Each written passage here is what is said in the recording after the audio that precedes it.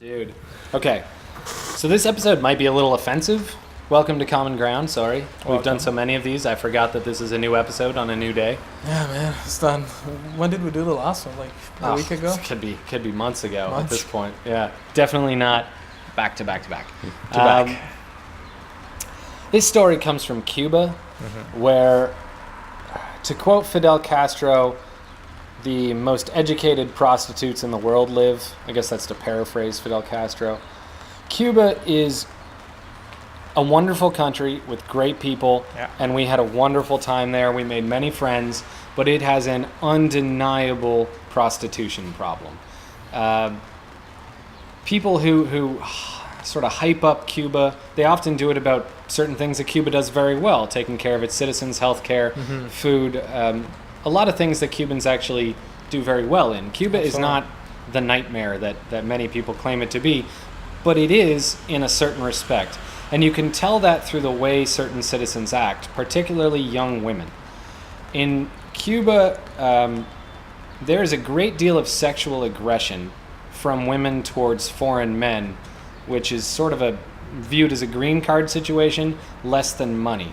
There are definitely prostitutes for money, which you see sometimes, but far more than that, what you get are real women, average women, who hold a job in a restaurant as a waitress or something, openly saying, come back to my wherever, just trying to get you because they would like to get out. And that says a great deal about the situation in Cuba to me. If you're willing to sleep with virtually anyone to get out of there, chances are your life is not going the way that you want it to go. So chances are Cuba is probably not providing the life that they want. And this story is not necessarily about prostitution per se. It is, though. It's more about one of the most intense moments, like emotional moments for me. For you. I was sleeping. You were sleeping. So in Cuba, to use the internet, often you can't use it in your hotel unless you're staying in a resort. You have to go to, in the places we're staying are usually sort of, what are they called? Guest houses. Guest houses. So we're staying in guest houses, and you can't use the internet in a guest house. You have to go to a public square or a museum or some, I guess, tourist site, like that. And the place that we were staying in Santiago de Cuba was a public, this was in Holguín. And in Holguín, it's the public square in the center of Holguín. I really don't like Holguín. I love Santiago, but I really don't like Holguín. Santiago's great, yeah. And the central square in Holguín, after around 10 p.m., is 50% prostitutes walking around. And you just sort of have to get used to that. There's a lot of greasy foreign men, too, for obvious reasons connected to that, which is also awful. Which bugs me a lot. Cause it was Francesco and I have had very long talks about the morals of prostitution, both from the John's perspective and the prostitute's perspective, just to sort of come to terms with it, because I don't think you'd ever had to come face to face with it so blatantly, so over the top. I don't know if you guys hear the rain, by the way. Sorry about that. It's been pouring all day. But it's sunny, though. Yeah, it's beautiful and sunny, but it is definitely raining. So I was using the internet, I'm going to say at 12:30 or 1 or something like that. Yeah, I was sleeping. Yeah, you'd gone to bed. You'd been using the internet with me, and you'd gone home or something like that. I'd gone home, yeah. And I was using the internet out in the public square, and I'd come back to our guest house at like 12:30 or 1 a.m. And the two guys in front of me, the whole walk back were Johns with young prostitutes. I would even say potentially even underage prostitutes. It was uncomfortable, but to me, that's been the whole day in Holguín. That's none all of their Holguín. business. And it's kind of I just can't solve this problem.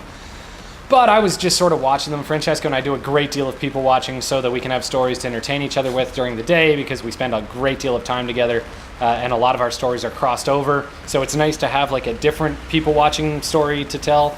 So I'd been sort of people watching them and entertained, and I kept noticing that every corner I was going to turn, they turned in front of me, until eventually they went into my guest house right in front of me. And so all three of us went up, and I don't know where in the guest house you walk by their room or whatever. No, yeah, but Francesco and I were off to the side, and they had to keep going up some stairs. And I went to bed, and I'd stripped down, I'd been in my room maybe 10, 15 seconds, or I don't know, maybe 2 minutes, something And his like room that. was right in front of mine, like very close. Yeah, and our rooms were connected or whatever, and I'd strip down to go to bed and I think take a shower or something. I don't know, go to the can't bathroom. remember, yeah. But I'm naked in my room, and the loudest, most thunderous knock on my door comes, and I'm having like a small heart attack. Because A, I'm naked. B, it's like 1 something in Cuba in a real greasy town. And so I quickly put on some underpants and I opened the door, and the proprietor of this guest house, with the angriest face in the world, just comes. Huge, man. Doesn't say a word. Doesn't say a word to me. Barges into the room and just starts looking for the prostitute. Yeah. And I'm just like, I don't know what he's doing. At this point, I don't understand why he's in my room, because I haven't put 2 and 2 together that these other guys had set him off or something like that. And so he looks around the room all angry. He goes in the bathroom, and then he just leaves in a huff. Not a word to me. Just leaves the room and closes the door. Funny, wasn't it? And I mean, I'm still freaked out. And it takes me 20 minutes to realize that he had been kicking out the prostitutes of those other 2 guys from his guest house. And he just presumed, since I'd come in with them, that I had a prostitute too, I suppose. I never found out. The next morning, no apology, no. Oh, that was scary though, wasn't it? We were just, it was so frightening to hear that thunderous noise on my door. But I suppose it's a good thing that he was kicking Oh, them out. it is a great thing, but Yeah. also like a very scary experience for you.